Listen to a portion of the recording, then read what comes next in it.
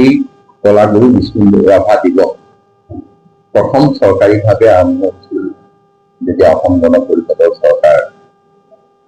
প্ৰথমবাৰৰ বাবে প্ৰতিষ্ঠা হৈছিল তেতিয়া চৰকাৰীভাৱে বিষ্ণু ৰাভা দিৱস শিল্পী দিৱস আটাইখিনি আৰম্ভ হৈছিল আৰু আমিও দলৰ তৰফৰ পৰা এই দিন দুটা আমি স্মৰণ কৰোঁ আৰু সেইবাবেই আজি দলৰ মুখ্য কাৰ্যালয়ত কলাগুৰু বিষ্ণু প্ৰসাদ ৰাভাৰ স্মৰণ যি কাৰ্যসূচী সেই কাৰ্যসূচীটো হৈছে আমি সকলোৱে শ্ৰদ্ধা জ্ঞাপন কৰিছোঁ। এই বিষয়টো আচলতে ভাৰত চৰকাৰ আৰু জাপান চৰকাৰৰ মাজত চলি থকা বিষয় গতিকে আমি খালি অসমবাসী আশাবাদী আমাৰ নিশ্চয় কোনোবা নহয় কোনোবা ঠাইত আমি উপকৃত হ'ম আৰু যিহেতু এইখিনি আন্তঃৰাষ্ট্ৰীয় বিষয় এই বিষয়বিলাক তেখেতসকলৰ মাজত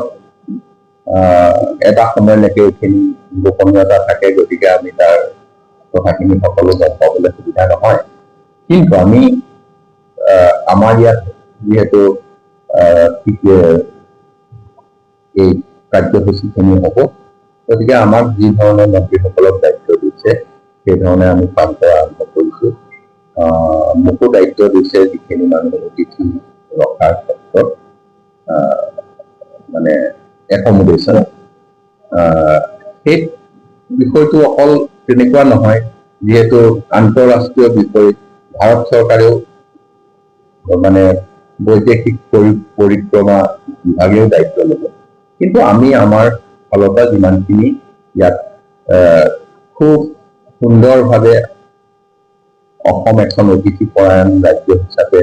যিখিনি মুখ্যমন্ত্ৰী ডাঙৰীয়াৰ নেতৃত্ব আৰু নিৰ্দেশত আমি পাইছোঁ সেইমতে কাম কৰি যাম ঠিক হ'ব পাৰে বহুখিনি ইনভেষ্টৰ ইয়ালৈ আপোনাৰ হাতত যিহেতু কেনেকুৱা গুৰুত্বপূৰ্ণ বিভাগ আছে বিগত সমস্যাত আপুনি কি চলাইছিল সুচাৰুৰূপে গতিকে ৰেভিনিউৰ পৰা আৰম্ভ কৰি কেনেকুৱা ডিপাৰ্টমেণ্ট আছে কিবা এইবাৰ নতুনত্ব আহিব নে নতুন কিবা চিন্তা চৰ্চা কৰিছে ৰেভিনিউ লৈ হওক বা অন্যান্য বিষয়সমূহ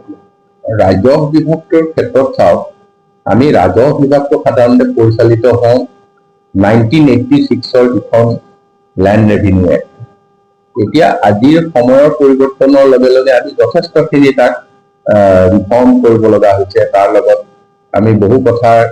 যোগ দিব লগা হৈছে আজি যিহেতু প্ৰযুক্তিৰ যুগ প্ৰযুক্তিৰ মাজলৈ লৈ যোৱা হৈছে য'ত 1200খনমান গাঁও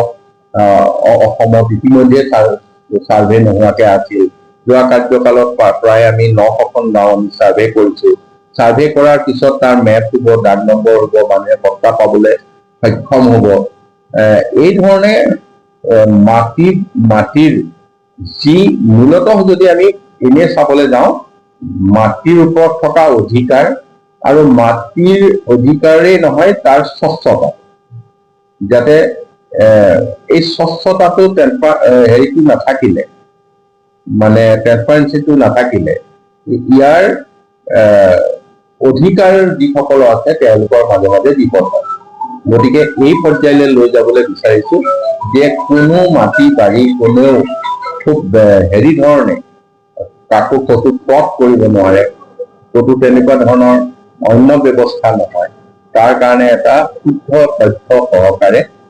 ব্যৱস্থা কৰিবলৈ বিচাৰিছোঁ প্ৰযুক্তিৰ মাধ্যমে যিটো কাৰণে আজি থকা সমস্যাসমূহ দূৰ হ'ব আৰু মানুহ চাৰ্কল অফিচলৈ নোযোৱাকৈ ঘৰতে সকলো উপলব্ধ 1, 2, 3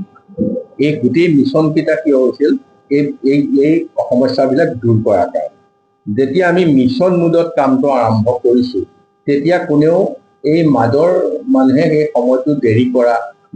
বা কামটো নকৰাকৈ এৰি থোৱা সেই কামখিনি নোৱাৰে কৰিব কেইবা লাখ লোকৰো এই সমস্যাটো আপুনি কোৱা সমস্যাটো উচিত সমস্যা মানে এইটো পাই থকা সমস্যা এই সমস্যাটো ইতিমধ্যে সমাধান হৈছে আহিব লগা দিনত এই সমস্যাখিনি আৰু আমি হেৰি কৰিম সমাধান কৰিম যাতে তাৰ মাজত কোনেও তেওঁলোকক আৰু ডিষ্টাৰ্ব কৰিব নোৱাৰে আৰু গুৱাহাটী পাহাৰৰ মাটিৰ ক্ষেত্ৰত কিছু জইণ্ট ছাৰ্ভে হৈছে আৰু পাহাৰৰ মাটিটোৰ মানে তাৰ কিমান হেলনীয়া, এনেকুৱা ধৰণৰ তাতে কোনখিনিত পতা দিব পাৰি, কোনখিনিত পাতা দি তাত মাটি খান্দিলে তলত আকৌ অসুবিধা হ'ব, এনেকুৱা কিছুমান কেটেগৰী তাত ওলাইছে। গতিকে আমি প্ৰথম পৰ্যায়ৰ অলপ পতা এবাৰ দিলোঁ আৰু পিছৰখিনিও আমাৰ জইণ্টলি ছাৰ্ভে কৰি আছে যে তাত থকা কিমানখিনি মানুহক আমি পতা দিব পাৰিম, তাৰ আৰু কিমানখিনিৰ ক্ষেত্ৰত এইটো হয়তো তেওঁলোক যদি খুব গঢ়াত আছে হয়তো তেওঁলোকক দিয়া অসুবিধা হ'ব পাৰে। গতিকে ইয়াৰ গোটেই বিকল্প ব্যৱস্থা কি হ'ব পাৰে তালৈকে আমি আলোচনা কৰি আছো। কিন্তু প্ৰক্ৰিয়াটো বন্ধ হোৱা নাই, প্ৰক্ৰিয়া আমি দিয়ে দিছো যেতিয়া প্ৰক্ৰিয়াটো আছে। জইণ্ট ছাৰ্ভেটো পাহাৰত এতিয়া যাৰ ধৰক এইটো যদি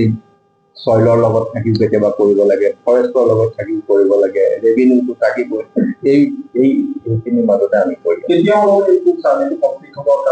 নাই ছাৰ্ভে বহুতখিনি কমপ্লিট হ'ল, সেইকাৰণে আমি কিছু লোকক পাত্তা দিব পাৰিলোঁ।